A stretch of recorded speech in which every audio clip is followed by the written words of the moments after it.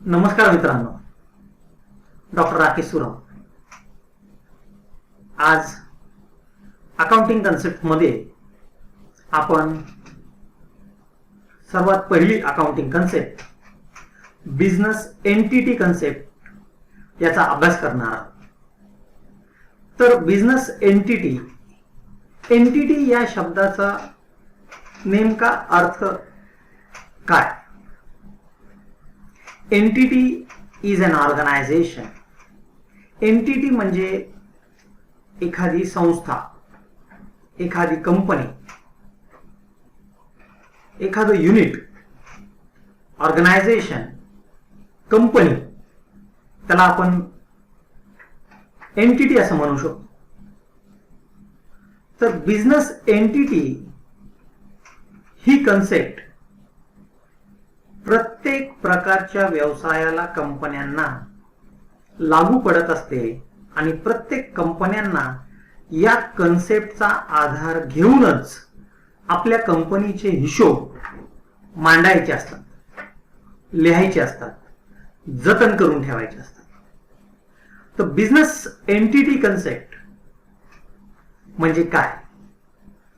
तर पहा, या चित्रामध्ये तुम्हाला एक कंपनी, ऑर्गनायझेशन आणि बिझनेसमॅन, त्या कंपनीचा मालक, त्याचा मॅनेजिंग डायरेक्टर, शेअर होल्डर्स किंवा पार्टनर्स कोणीही असतील, या दोनही व्यक्ती सेपरेट आहेत.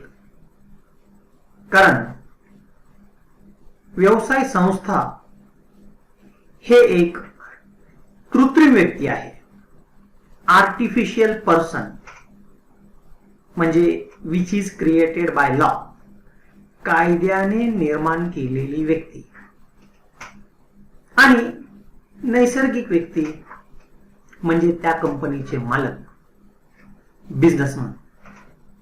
तर या कन्सेप्ट मध्ये प्रत्येक व्यवसाय संस्थेला वेगळं असं कायदेशीर अस्तित्व असतं. Business is treated as a separate from its owners. तर बिझनेस एंटिटी कन्सेप्ट याचा नेमका व्यवसाय संस्थेला काय फायदा होतो? Number 1, transactions related to the business must be recorded separately. याचा अर्थ, तुमच्या व्यवसायातले जे व्यवहार होतात, फक्त तुमच्या व्यवसायातील व्यवहारच तुम्ही अकाउंटिंग बुक्स मध्ये लिहू शकता. वैयक्तिक व्यवहार, उदाहरणार्थ तुमच्या कंपनीच्या मालकाने किंवा एकल व्यापाऱ्याने जर आपल्या मुलाची शाळेची फी किंवा घराचं भाडं भरलेलं असेल, तर तो खर्च आपण व्यवसाय संस्थेमध्ये दाखवू शकत नाही. म्हणून मालकाचे, भागीदारांचे खर्च आणि व्यवसायाचे खर्च, या दोनही खर्चांना आपल्याला सेपरेट त्याची नोंद करणं आवश्यक आहे. तसेच व्यवसायामधील व्यवहारांची नोंद करताना विशिष्ट व्यवसायातील व्यवसायाचीच नोंद आपल्याला करणं गरजेचं आहे. कारण कधी कधी एकाच मालकाच्या, एकाच कंपनीचे सब युनिट्स, सिस्टर कन्सर्न कंपन्या असतात. म्हणजे एखाद्या मालकाचं स्टेशनरीचं दुकान असेल आणि एखाद्या त्याच मालकाचं शालेय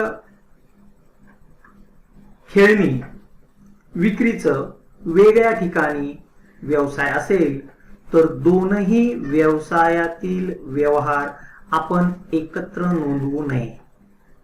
कारण जर दोनही व्यवसाय संस्था वेगवेगळ्या प्रकारे इन्कम टॅक्स भरत असेल, त्या फर्मचं नाव वेगळं असेल, पण एकाच मालकाचे असतील, तरी सुद्धा आपल्याला दोन्ही व्यवसाय संस्थांचे, दुकानांचे हिशोब हे वेगळे ठेवणे आवश्यक आहे.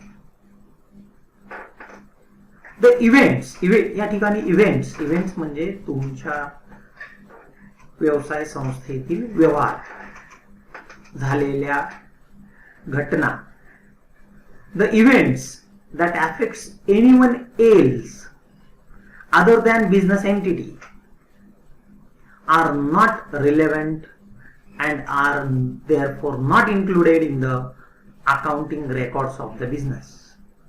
म्हणजे असे व्यवहार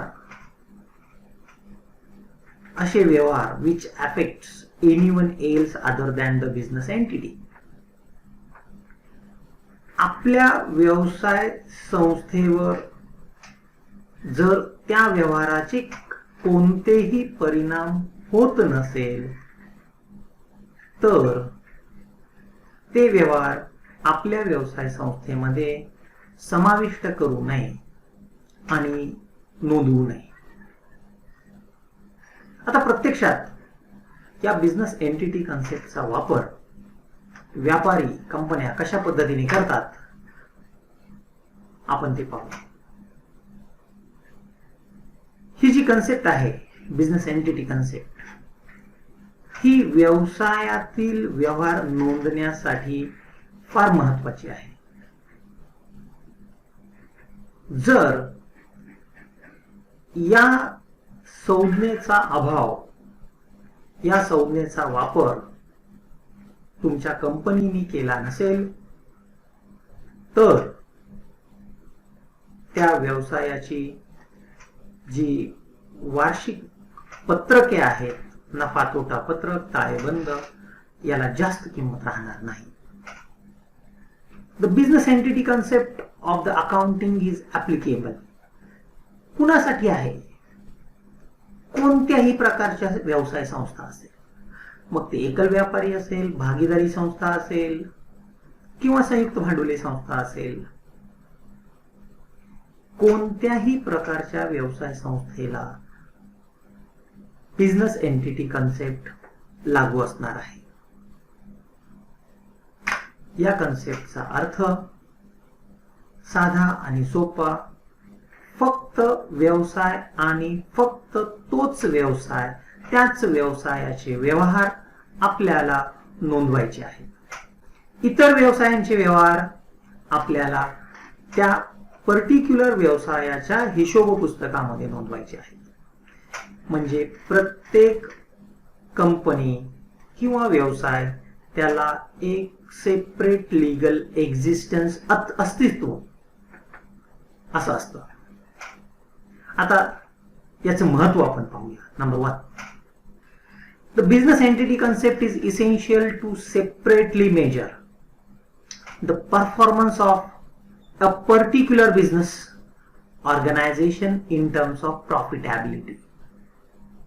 प्रत्येक व्यवसायाचा आपल्याला नफा आणि तोटा पत्रक, प्रॉफिट अँड लॉस अकाउंट बनवायचा असतो. त्यासाठी या कन्सेप्टचा आधार घेतला जातो.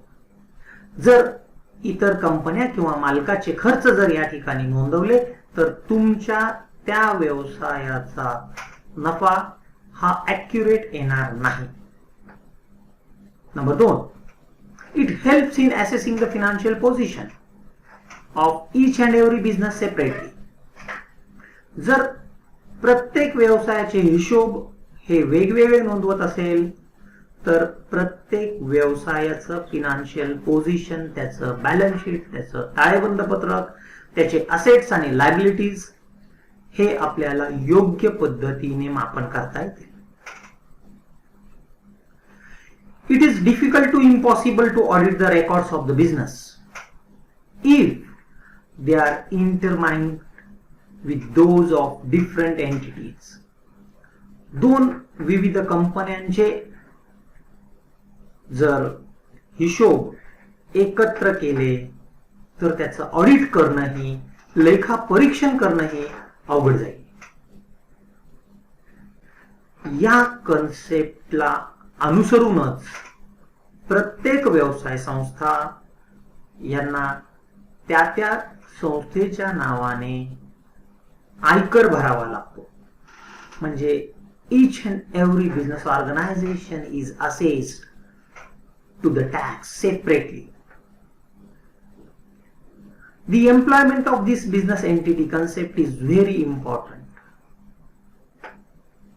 very general among the business organization. Business entity concept प्रत्येक प्रकारच्या व्यवसायाला लागू पडत असते. If a company ignores, जर एखाद्या कंपनीने या कन्सेप्टचा आधार न घेता व्यवसाय केला तर त्या कंपनीचे फिनान्शियल पोझिशन्स म्हणजे प्रॉफिट अँड लॉस अकाउंट आणि बॅलन्स शीट आपण इतर त्या सिमिलर प्रकारच्या कंपन्यांशी इंडस्ट्रीशी कंपॅरिझन करू शकत नाही आणि तयार केलेले रिपोर्ट्स हे व्यर्थ ठरू शकतात. धन्यवाद.